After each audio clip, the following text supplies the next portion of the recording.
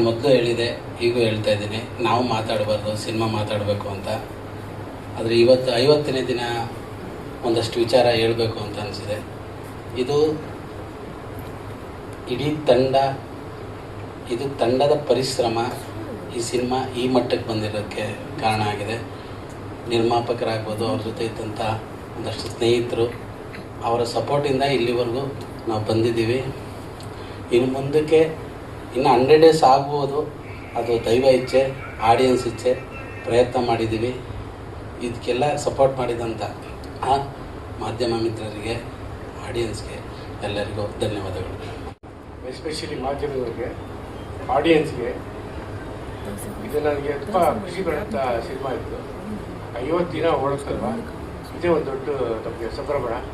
ಇದಕ್ಕೆ ಹೆಲ್ಪ್ ಮಾಡಿದವರು ನನ್ನ ಜೊತೆಯಲ್ಲಿ ಈ ಸಿನಿಮಾ ಮುಗಿಸೋಕ್ಕೆ ಯಾರು ಕೈ ಜೋಡಿಸಿದ್ದಾರೆ, ಪ್ರೊಡ್ಯೂಸರ್ಸ್ಗೆಲ್ಲ ಅವ್ರಿಗೂ ತುಂಬ ಥ್ಯಾಂಕ್ಸ್ ಹೇಳ್ತೀನಿ.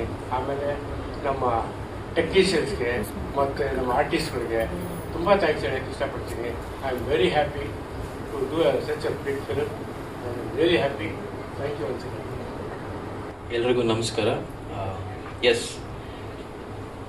50 days, it is something special ಅಂದ್ಕೊಂತೀನಿ for the first movie. I would really thank ನಮ್ಮ ಡೈರೆಕ್ಟರ್ ಹರಿವರಸನಂ ಸರ್ ಮತ್ತು ಇತಿರಾಜ್ ಸರ್ ಮತ್ತು ಕೋ ಪ್ರೊಡ್ಯೂಸರ್ಸ್ ಎಲ್ಲರಿಗೂ for giving me this opportunity.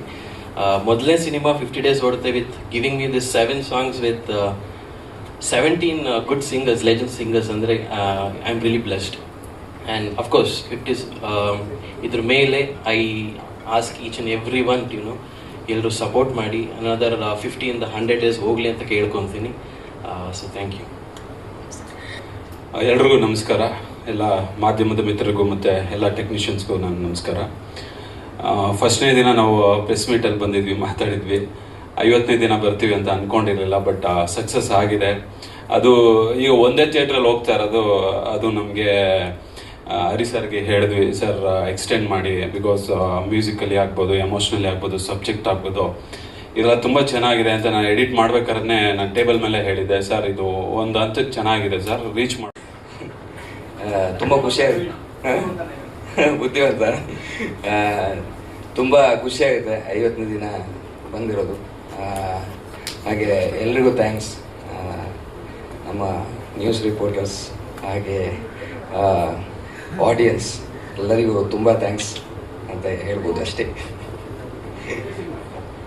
ಇದು ಲೆಕ್ಕ ಇಡಲಿಲ್ಲ, ಆಗಿದೆ ಒಂದು ಸ್ವಲ್ಪ 7-8 ಮಾಡಿದೆ. ಸೊ ಹೀಗೆ ಸಪೋರ್ಟ್ ಮಾಡ್ತೀರಿ ಅಂತ ಕೇಳಲಿಕ್ಕೆ ಇಷ್ಟಪಡ್ತೀನಿ ಎಲ್ಲರಿಗೂ. ಮಾತು ಕಡಿಮೆ ಮಾಡಿ ಕೆಲಸವನ್ನು ಜಾಸ್ತಿ ಮಾಡಿದಂಥವ್ರು.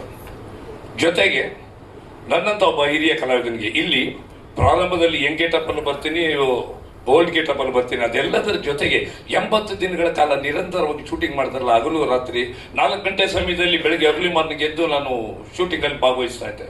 ಜೊತೆಗೆ ಏನಪ್ಪಾ ಅಂತ ಹೇಳಿದ್ರೆ, ಇವರ ರಾತ್ರಿ ಶೂಟಿಂಗ್ ಮುಗಿದ್ಮೇಲೆ 2 ಗಂಟೆಗೆ ಮುಗಿದ್ರು ಇದು ಮಾಡ್ತಿರ್ಲಿಲ್ಲ, ಮಲಗ್ತಿರ್ಲಿಲ್ಲ. ನಾನು ಎಚ್ಚರವಾಗಿರ್ತಿದ್ದೆ, ವಯಸ್ಸಾಗಿದೆ ಅಂತಲ್ಲ, ನನಗೆ ಅಭ್ಯಾಸ ಅದು ನೋಡಿದ್ರೆ ಅವ್ರು ಕೆಲಸದಲ್ಲಿ ನಿರತರಾಗಿರೋರು.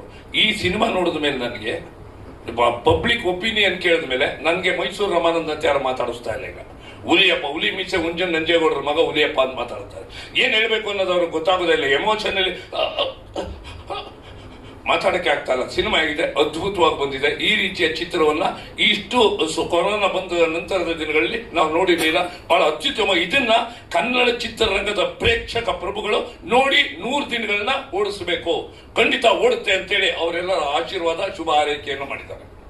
ಖಂಡಿತ ಓಡುತ್ತೆ ಅನ್ನೋದು ನನ್ನ ಅನಿಸಿಕೆ, ಅಭಿಪ್ರಾಯ. ನಮಸ್ತೆ.